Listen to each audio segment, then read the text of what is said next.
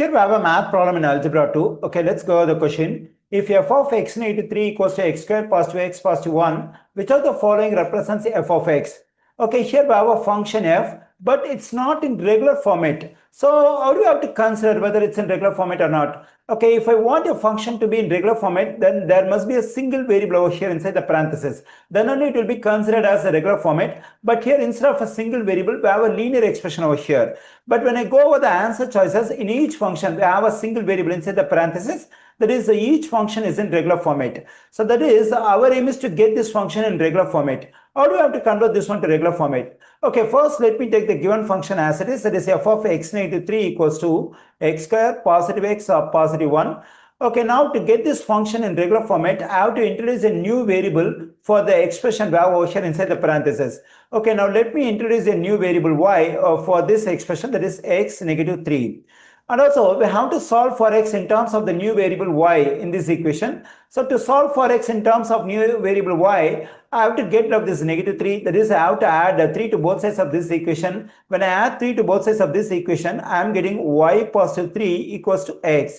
Now I have to plug in this y for this x negative 3 over here. Then the function will be in regular format, and also on the right side for each x I have to plug in this y positive 3. That is, I am going to get this complete function in terms of the new variable y. Okay, now let me do it. Now let me plug in y for this x negative 3. Then I am getting f of y equals to, and for x over here and here I have to plug in this y positive 3. Then I am getting y positive 3 the whole square positive y positive 3 positive 1.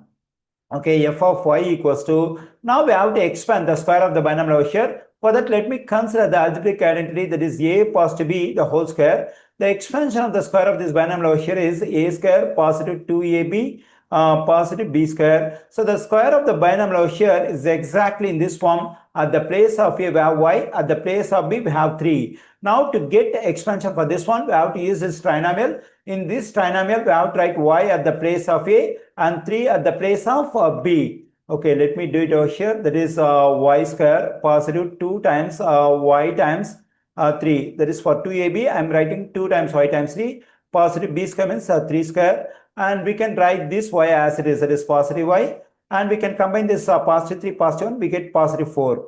Okay, f of y equals to y square positive 2 times 3 is 6, 6 times y is 6y, positive 3 square is 9, positive y, positive 4. Okay, here we have to do some more simplification, that is f of y equals to y square, and here we can combine this positive 6y and positive y, that is we combine like terms. When I combine them, I am getting positive 7y, and also when I combine this positive 9 and positive 4, I am getting positive 13. Okay, here I got the given function in regular format, but it's in the new variable y. Okay, now to get the function in the original variable x, what we have to do is we have to replace this y by x. When I replace this y by x, on the right side also each y has to be replaced by x.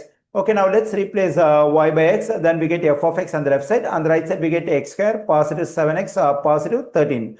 Okay, now I got the given function in regular format, and I find this stuff exactly in answer choice C. So the correct answer choice for this question is C.